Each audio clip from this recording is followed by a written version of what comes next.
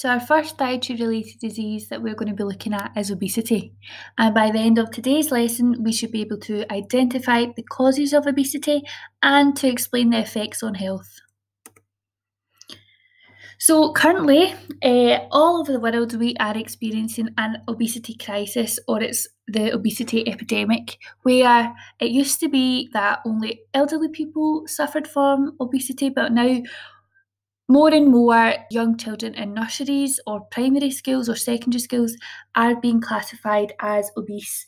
And when somebody is classed as obese, this is usually when they may weigh about more than 20% of their ideal body weight.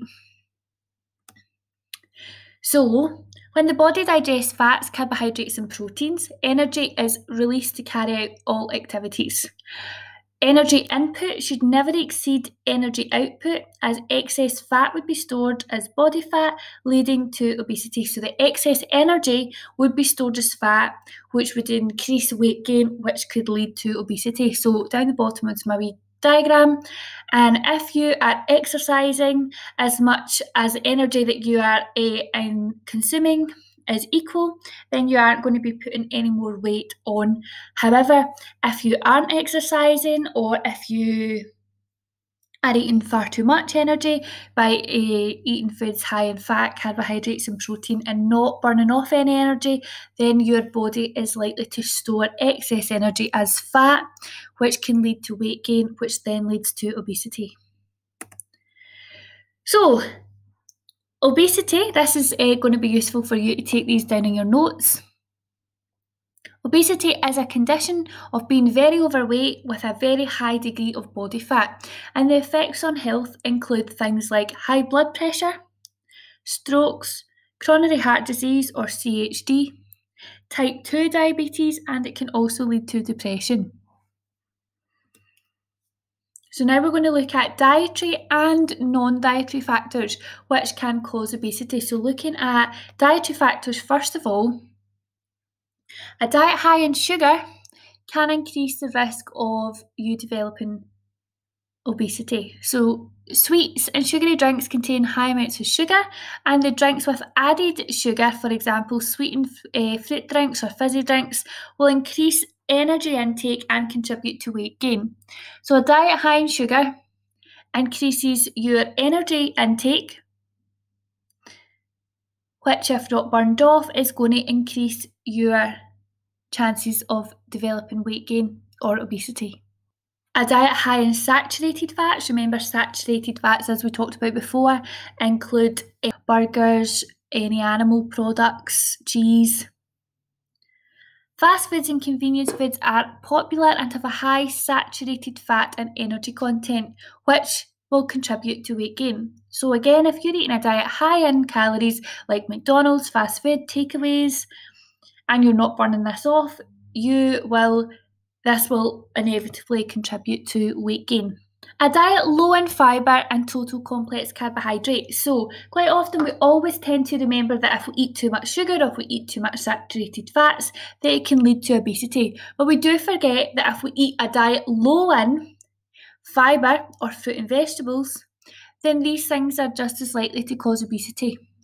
And the reason for that is diets high in fibre and total complex carbohydrates mean that they're both really filling, and are therefore less likely to lead to snacking on high fat and high sugary foods, which could then lead to obesity. So we already know that diets high in fat and sugar will lead to obesity. So if we are not snacking on these foods because we're feeling fuller for longer due to the high fibre content, then we are less likely to contribute to obesity. Moving on to non-dietary factors causing obesity are, of course, a lack of exercise and physical activity due to the following factors. So, over the years, we have seen a huge increase in the use of cars by all members of the family, and we all usually get dropped off to school, so we're less likely to be active through the day. The price of sports facilities could be too high for families. And change days that an increasing number of teenagers do prefer to watch TV or play computer games rather than go outside. And over time, we have seen that this is what's probably caused the increase in childhood obesity that we now see in schools. Parental influence. Poor eating habits tend to be passed down through the family. So, if your parents or whoever's at home, if they are relying on convenience foods because they don't have either the nutritional knowledge or the food preparation skills, then it can be increasing our risk of obesity because these convenience foods tend to be high in fat or sugar and definitely low in fruit and vegetables or fibre. So our parental influence also can be because we tend to eat what our parents are eating. So if that is what they're eating, that's what they're preparing, then that is what, as children, you would also be eating. Our lifestyle has a huge factor in this. A lack of time for shopping results in preference for quick to prepare convenience meals, which require little food preparation and cooking and are often high in fat and sugar again. So, change days again. Back in the day, it used to be that one parent would go out and work, one parent would be staying at home to prepare all the meals. But nowadays, we all can go and work if that's what we choose to do. So, less time at home has resulted in the need for quick to prepare convenience foods due to less time being available. And it so happens that these tend to be higher in fat and higher in sugar, which over time has seen us see an increase in obesity across the world.